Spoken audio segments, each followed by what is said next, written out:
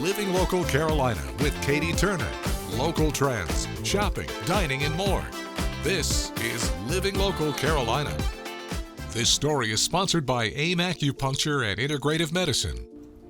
Well, welcome back to Living Local Carolina. Today I am at AIM Acupuncture and I'm talking with my friend, Miss Carolyn Price. How are you doing? I'm doing well. How are you doing? I'm doing good. Now, we've already been talking all morning about why you are here and what you've been dealing with for quite some time now.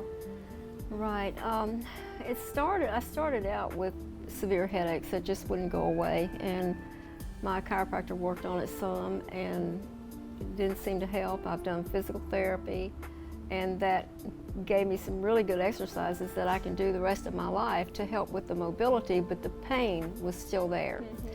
So I talked to Dr. Tanya because I've seen her before, and she said, yeah, we can do that. So I've been seeing her for several months now, and the pain is a lot better. It's tolerable, and with a few more treatments or maybe like a maintenance program.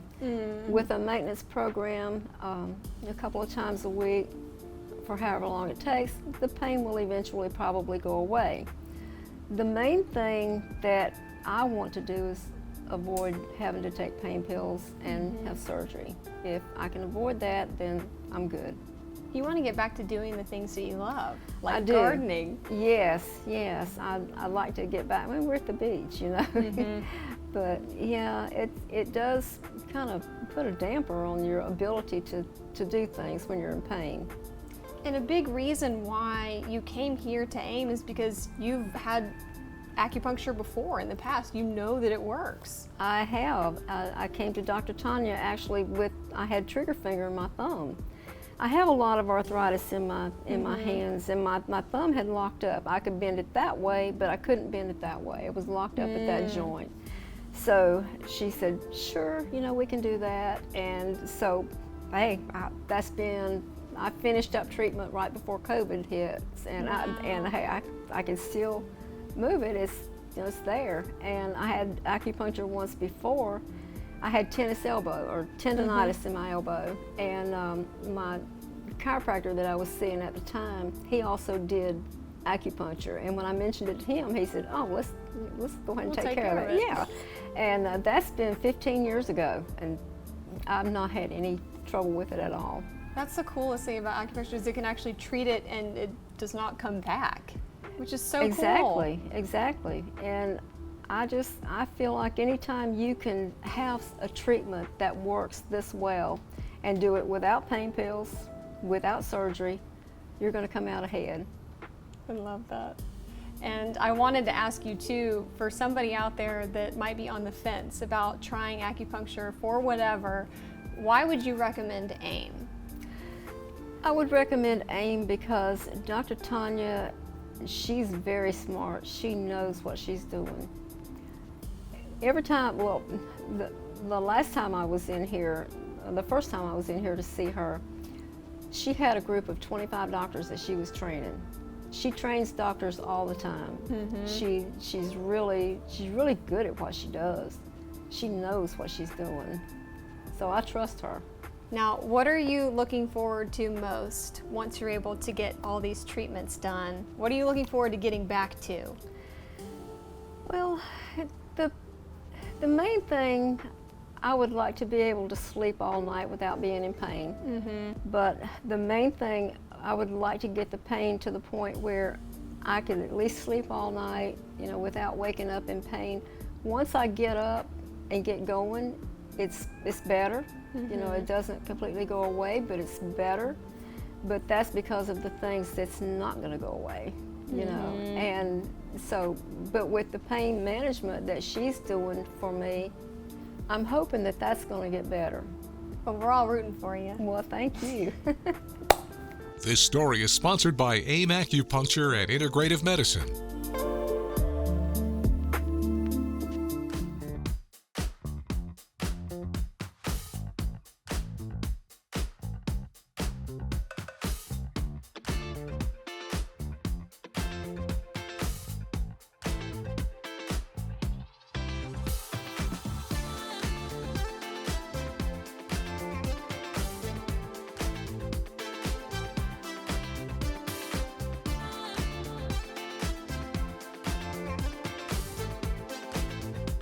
We'll be back right after this break with more Living Local Carolina. This story is sponsored by Germ Bust My Bins. Hey everyone, it's Jill Dudley, Miss South Carolina 2022, here with Germ Bust My Bins, a unique local service that sends custom-built trucks to your curb on trash day to sanitize, deodorize, and disinfect your trash and recycle bins. Germ Bust My Bins is a reoccurring service much like your trash company, except that they come every 4 or 12 weeks on trash day.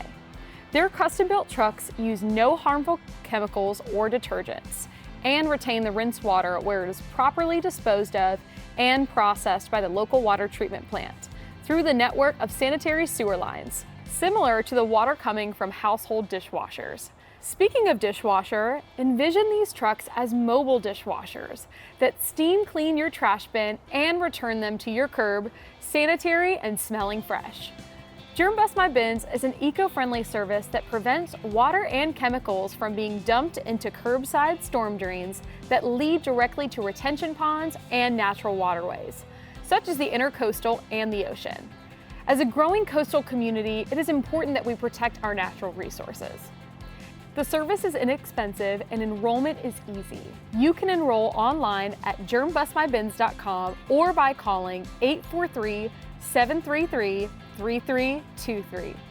Germ Bust My Bins services over 4,000 households in the area on a monthly and quarterly basis. What an important service our growing community needs. With area households being in such close proximity to each other, that can be a real problem during our hot summer months, with the foul odors which can attract flying pests, insects, rodents, and wildlife. Think about that for a moment. Why do empty trash bins stink so badly? It's because remnants from our trash leak and are left behind, leading to odor-causing bacteria. Germ Bust My Bins is the perfect solution. So get busted today.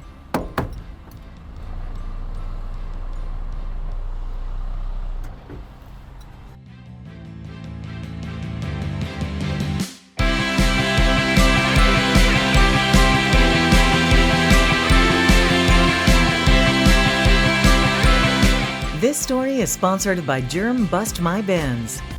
Well, welcome back to Living Local Carolina. Today I'm joined by Quadre Stuckey. We're talking about beautiful, beautiful artwork with a rich cultural heritage. How are you doing? I'm amazing. I'm blessed. Happy to be here.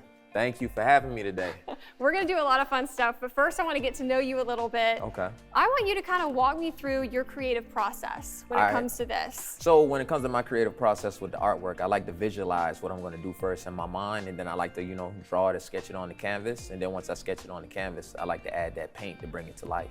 And you have quite a history. Yes. Why did you get into art in the first place? I would say art is like my God-given talent. It wasn't something I had to try hard with. It was something that would naturally come to me that just kind of flows easy. So I wanted to use that and share my gift with the world. I would say that when you look at your art, I was taking a look at your portfolio, and Yes. a lot of it is so striking. Yes. You have such a unique look. Yes. How would you describe your art, though? I mean, I would describe my art as kind of like a mixture between like contemporary pop art and then low country Gullah lifestyle series. That's what I say, because that's our history and rich culture in Charleston, South Carolina, where I'm from. So it's about that Gullah lifestyle, maintaining the culture and the heritage. So I'm just telling the story through my artwork. Why is that important to you? I feel like it's important because if you don't tell your own story, somebody else will tell your story and control your narrative. So it's better for you to keep your own history and pass it down to the generations to come, like your grandkids, your great-grandkids, and your children, to let them know where they came from and what you did to make it here where you're at today. And how does it feel whenever people see your art for the first time? It feels amazing because, with artwork, it speaks to everybody different. You know what I'm saying? People get happy, people get excited, people get, filled with joy. So I mean, me inside, that's just a good heartwarming feeling that I feel every time that people see it, experience it, and then they just love it and fall in love with it. And what would you say is the toughest part of the process for you? The toughest part of the process was, I'd probably say, selling it, because, these are like my kids, and then somebody wants to buy it, you gotta let it go and then not look back. But, at the same time, I could just paint another one. And speaking of If someone is interested in purchasing your art or taking a look, Yes. how can they do that? Well, they could go online to my website, www.quaddesigns.net, or they could go onto my nonprofit site, www.gullah-Geechee-Family-Foundation.com, purchase the artwork. All right, perfect. Thank you so much, Quadre. I Yes. appreciate you visiting me today. Definitely.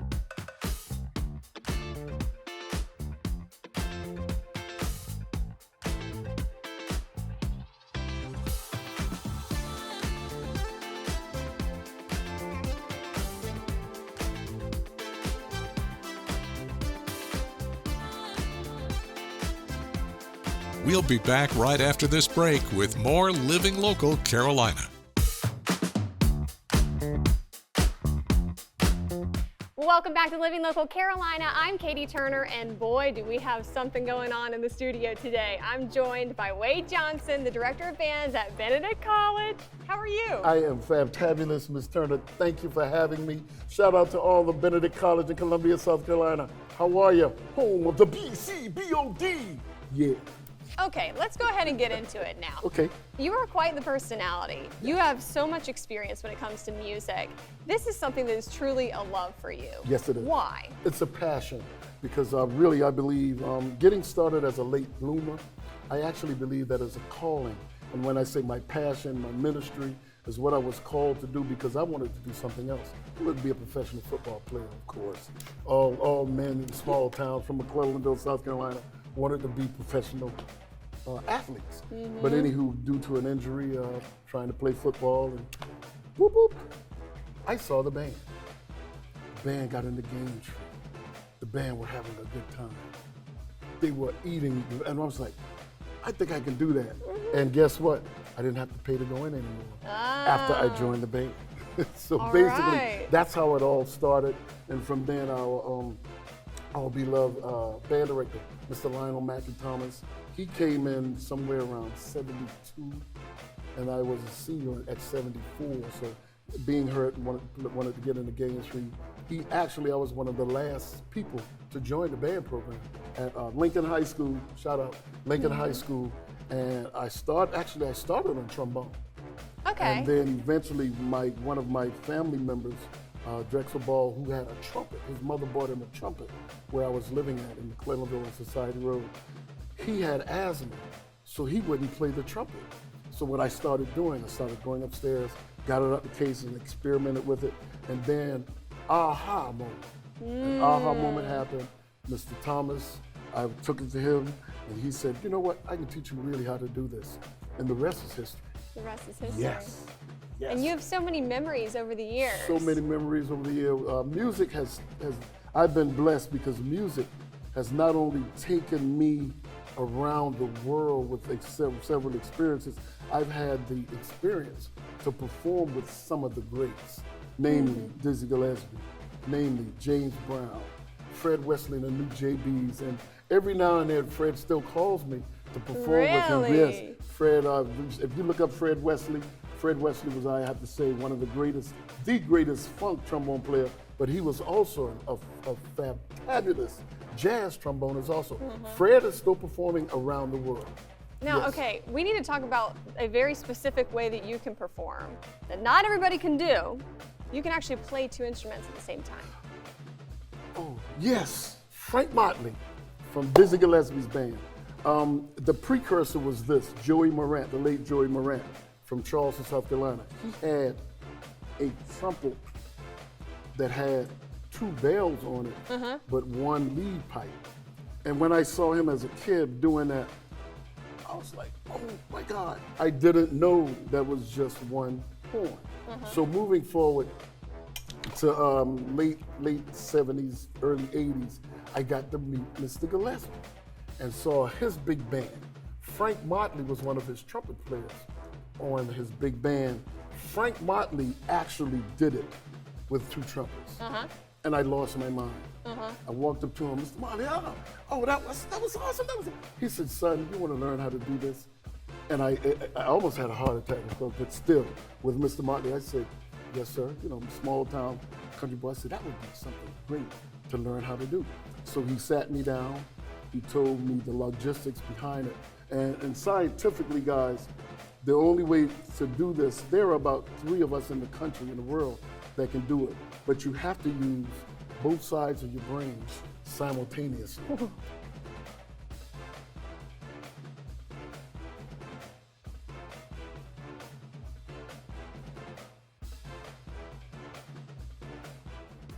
Don't forget to like our page on Facebook and follow us on Instagram and Twitter. How to use the QR code. Just open the camera app on your smartphone, iPad, or tablet. Point your device at the QR code so the QR code appears on your screen. Your device will recognize the QR code and show you a notification. Click that notification and you'll come to our website.